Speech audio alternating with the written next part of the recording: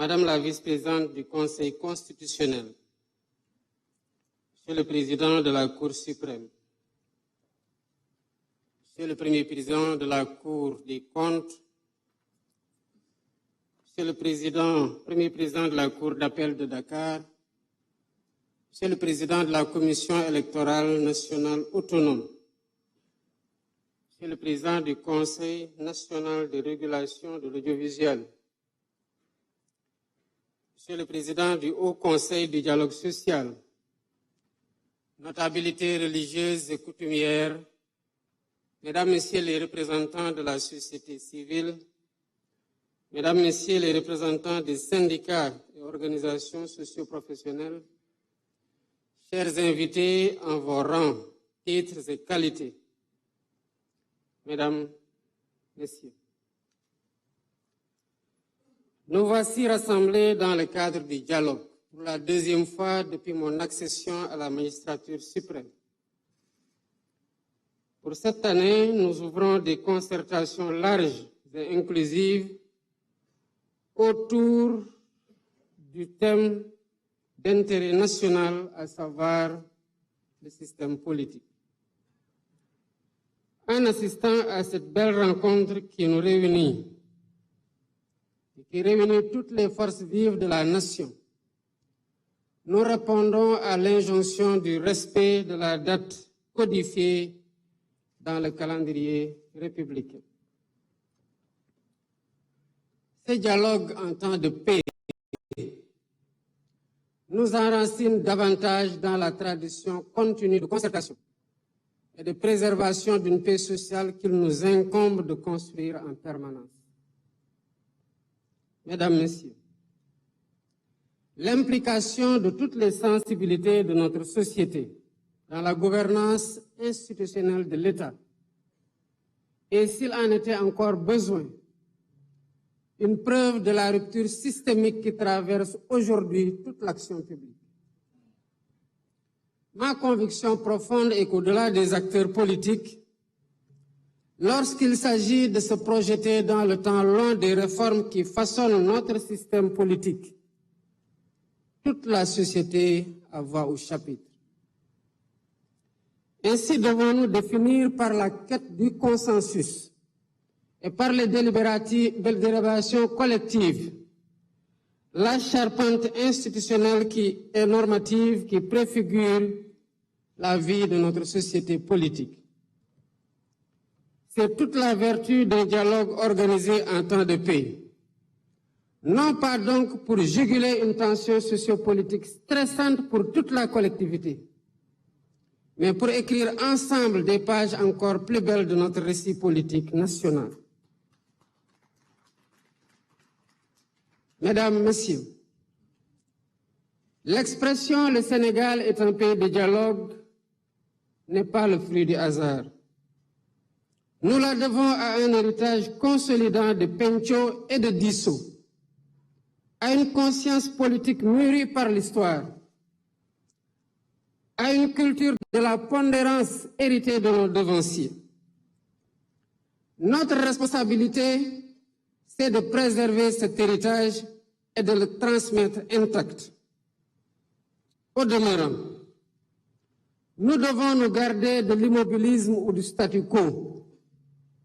Nous devons interroger régulièrement les dynamiques sociétales dans notre cher pays. En effet, les tensions qui ont traversé le Sénégal sont encore trop vivaces pour être oubliées. Des vies ont été fauchées. Des familles pleurent encore leurs morts. Des blessures morales attendent d'être pensées. En ma qualité de président de la République, je m'incline avec respect devant la mémoire de toutes les victimes qui, de l'indépendance à nos jours, jalonnent le douloureux chemin de notre marche vers une démocratie achevée. J'exprime à leurs familles, à leurs amis et à leurs compagnons de lutte la solidarité de la nation. Mon rôle en tant que garant de l'unité nationale est de tendre la main à toutes et à tous pour rassurer, pour rassembler, pour apaiser et réconcilier, afin de concerter la paix, conforter la paix et la stabilité indispensables au développement économique de notre pays. Dans cette dynamique, le gouvernement assumera la plénitude de sa mission. L'opposition sera respectée et exercera librement ses droits dans le respect de la loi. Mesdames, Messieurs, l'histoire politique récente de notre pays nous commande de réformer pour la postérité. Réformer pour renforcer les acquis démocratiques et garantir davantage la stabilité de nos institutions. Réformer pour expurger de notre système électoral tous les germes de dissension, notamment entre pouvoir et opposition. Aujourd'hui, notre démocratie ne saurait faire davantage l'économie d'une réflexion sur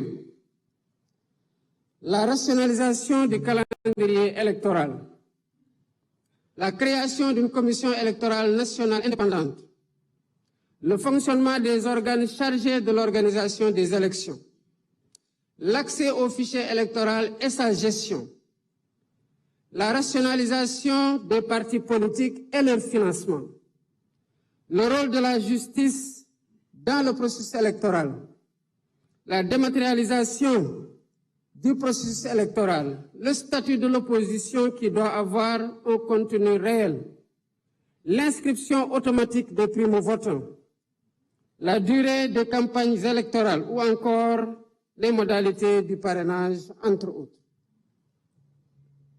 Ces concertations, heureusement organisées en dehors de toute échéance électorale, nous offrent une opportunité unique de réfléchir avec sérénité et lucidité sur l'avenir de notre système politique. Ensemble, nous avons la responsabilité de repenser nos institutions en nous appuyant sur les principes fondamentaux de la démocratie, le respect des libertés individuelles et collectives, ainsi que sur les réformes constitutionnelles et législatives indispensables.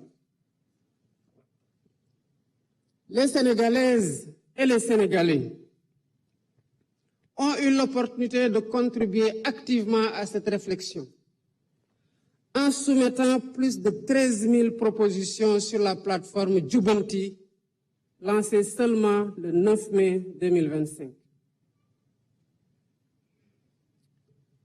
Cela veut dire qu'au-delà de la forte attente de nos compatriotes quant aux résultats de ces assises, cet engouement traduit un encouragement pour tous les participants et un appel pressant au sens des responsabilités afin d'arriver à des consensus forts et productifs. Le peuple sénégalais vous observe. Mesdames, Messieurs, je voudrais à cet instant solennel adresser mes vives félicitations au facilitateur général du dialogue national, le docteur Cheikh Gueye, pour avoir accepté de conduire les travaux. Monsieur le facilitateur général, votre intégrité reconnue et votre attachement indéfectible aux valeurs républicaines seront, j'en suis convaincu, des gages de réussite de ce processus. Je tiens également à saluer avec respect et gratitude l'ensemble des acteurs qui ont répondu à l'appel du dialogue. Votre présence ici aujourd'hui témoigne de votre attachement à la République, à la paix civile et à la grandeur de notre démocratie. Je forme donc le vœu ardent que vos échanges soient empreints de responsabilité, d'écoute et de dépassement de soi, qu'ils soient féconds en propositions audacieuses et réalistes, et qu'ils soient guidés à chaque instant par l'intérêt supérieur du Sénégal.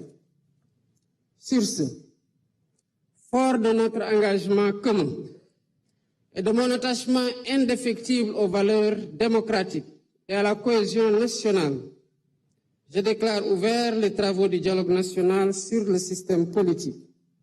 Que Dieu bénisse le Sénégal. Je vous remercie de votre aimable attention.